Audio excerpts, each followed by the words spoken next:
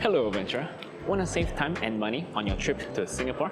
This video is for you because I'll be sharing the ultimate summary of every major areas that you need to know as a tourist so that you know where are the best places to stay, to eat and play.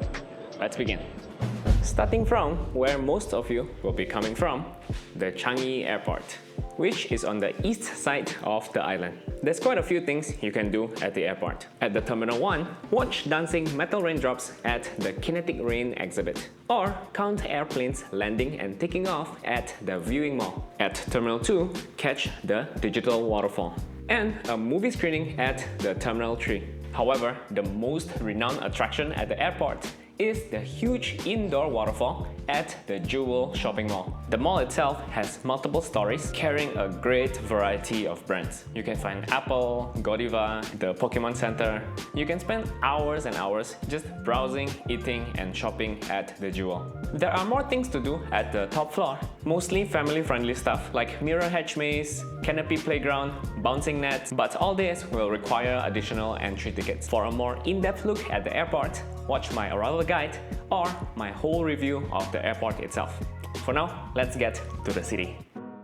One of the major cultural sites in Singapore, Kampong Glam. Although it's further away from town, Kampong Glam actually has excellent accessibility to critical bus and train lines, making it easy to get to and around.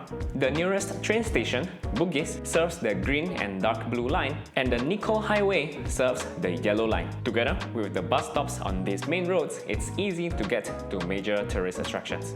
The streets nearby are also filled with small restaurants. For those of you visiting Singapore for a concert, the National Stadium is just across the river towards the east. Next, to the southwest for even better accessibility, proximity to local food centers, and modern comforts, Bugis. The biggest strength here is the connectivity of the buses and trains. It's walking distance to 4 train stations: Bencoolen, Bras Basah, Bugis, and City Hall, giving you access to the dark blue, yellow, green, and red line. But that's not all. The bus stops here also serves very useful bus services, giving you a lot more options for connectivity. You'll never break a sweat trying to get around places from this area. Food option here is also fantastic. There are small restaurants around every corner, especially along the Liang Xia Street, but my favorite here is the Albert Center Hawker Center. Hawker centers are basically these communal food centers with rows of hawker stalls selling delicious local food at a very affordable price. If you want to get the most value out of your meal budget in Singapore, eat at the hawker centers. I have another guide about hawker centers that's perfect for first-timers that includes Michelin Guide recommendations you can watch later. If you like shopping for street fashion, you might like the Bugis Street. Otherwise, the major shopping malls like Bugis Junction and Bugis Plus should fulfill most of your other cravings. The Sim Lim Square right here is the king of consumer electronics, especially if you're looking for a laptop. Up north is one of the liveliest areas in Singapore, Little India.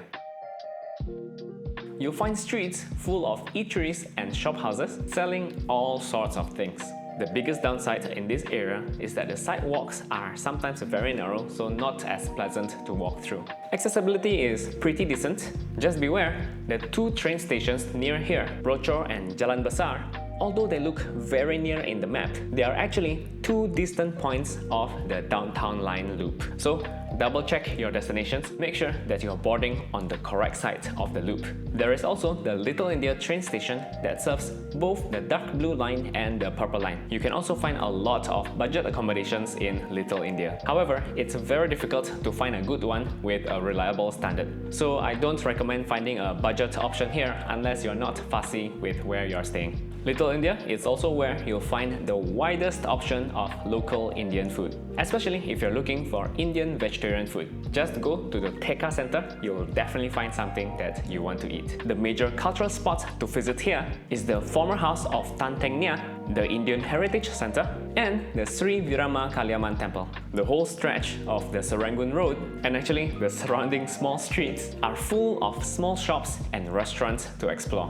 Recently, my wife and I ate at this Marmaris restaurant. It was the best charcoal grilled chicken and kunafe that we've had in a long time. However, the mother of all shops is the Mustafa Center. It's a huge department store. I think you can find anything that you want to buy in there. However, because of its size, it's also not very organized. It's very difficult to find your way when you're inside it. I got lost a few times there before. They probably do it on purpose so that you buy more stuff. Going back south, we're at the City Hall. Accessibility is not as good as Bugis, but you get the Civic District right next door. This is the place to visit significant monuments such as the Parliament House, National Gallery, Asian Civilization Museum, Victoria Concert Hall, the Padang, the Chopstick War Memorial, St. Andrew's Cathedral, and if you cross this Anderson Bridge, you'll actually end up at the Merlion. There's not much local food option from a hawker center in this area, so you'll be eating mostly from the restaurants within the shopping malls. If you find this video helpful so far, please leave a like so that more people can find it.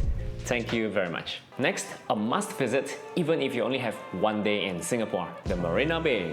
Just by walking around the bay, you get to meet most of the iconic sites of Singapore. The Merlion, the Esplanade, the Art Science Museum, the Marina Bay Sands, which is these 3 towers with a cruise ship at the top. It's actually a luxury hotel with restaurants and an infinity pool at the rooftop and a luxury shopping mall at the base. Oh yeah, it's also a casino. My favorite activity in this area is the free musical light show called the Spectra, which is right outside the MBS. The show runs every night at 8 and 9 p.m. with an additional 10 p.m. slot on Fridays and Saturdays. But that's not all.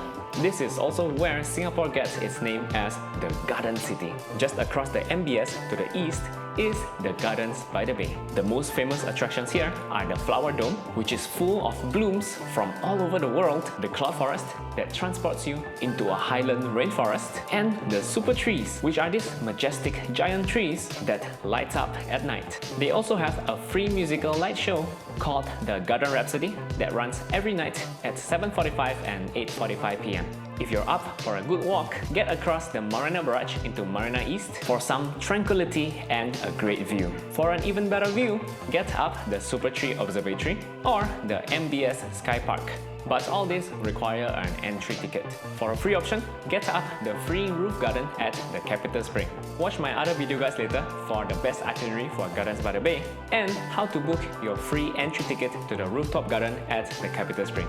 The easiest way to get to the Marina Bay is to take the train to the Raffles Place, then walk across the OUE link, which will land you right beside the Merlion Park, or take the train to Bayfront, which will land you right under the MBS, or to the Brown Line Gardens by the Bay, which will land you right outside the Gardens by the Bay.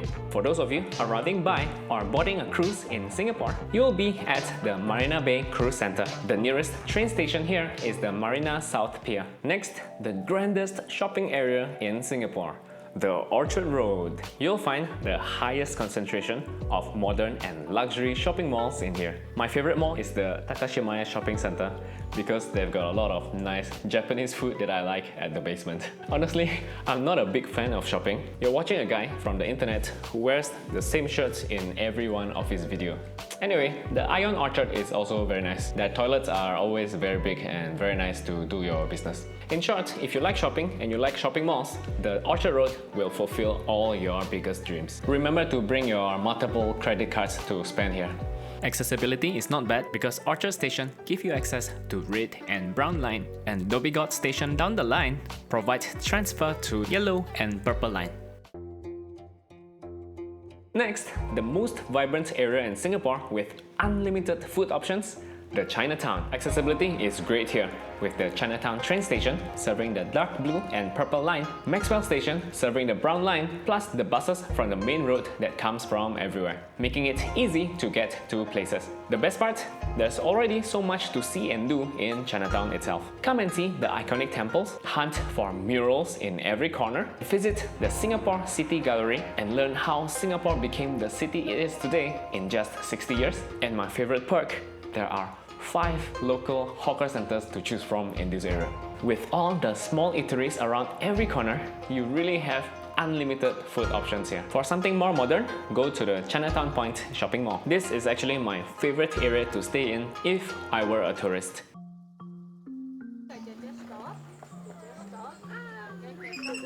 Next, Singapore's largest wildlife conservation area, Mandai. You can find not 2, not 3, not 4, but 5 whole zoos. And they are still building more. Firstly, the flagship Singapore Zoo, where you can meet all kinds of primates, elephants, giraffes, rhinos, zebras, all of the most iconic animals that you'll find on your toddler's play cards. The bird paradise, where you'll walk into the bird aviaries to meet the birds in person. The river wonders, where you'll meet more of the aquatic animals like manatees and capybaras, plus the giant pandas. The night safari, where you'll meet animals who will be lurking around while you sleep at night. And the rainforest wild, an adventure zoo with exciting activities like rock climbing and freefall jumping, but all that will cost you extra money to participate in. Biggest downside, Mandai is very far away from the usual spots that tourists visit. So to make it worth your while, it's best to plan day trips into Mandai. For first-timers, I recommend visiting the Singapore Zoo or the Bird Paradise during the day, then pair it up with the night safari in the evening. I also published in-depth guide with the ultimate routes that you can follow to get the most out of each of the zoos in Mandai. You can watch them later. Next is the resort island south of Singapore that promises fun in every visit as long as you have the budget for it. The Sentosa Island. There's lots of things to do here. The most famous is the Universal Studios, which is a big theme park with roller coasters. Or explore the mystical underwater world at the Sea Aquarium, which is actually rebranding soon to Singapore Oceanarium from August 2025 onwards. For fans of the Harry Potter universe, you love the Visions of Magic exhibit. If you're looking for water play, have fun at the water theme park, the Adventure Cove, where you can ride water slide or chill on tubes along a lazy river. For a more challenging water park, visit the Hydro Dash and scramble over the obstacle course over the sea. You can also just take it easy at one of the many beach clubs along the shore, which is also full of big sandy beaches, great for picnic or some light ball games. For something more thrilling, try indoor skydiving at the iFly, speed your way down the slopes at the Skyline Luge, or zipline down the beach with the Mega Adventure. Then cool down all that adrenaline with a nice waterside evening meal at the 115 Marina. There's even a musical fireworks show, The Wings of Time, that runs every night. If you're into history, there's a whole military fort that's conserved into a museum that you can visit for free, the Fort Siloso. To get into Sentosa, you'll usually have to go to the harbourfront station, where you can go on foot via the boardwalk, take a bus in, or ride the monorail called the Sentosa Express. Here's all you need to know about Sentosa and my tricks to visiting the Universal Studios that will not require you to buy the Express Pass. And congratulations! With this overview, you now know where are the places to spend your time in Singapore. But if you want to find a good and affordable place to spend the night, watch this next video. I'll see you there.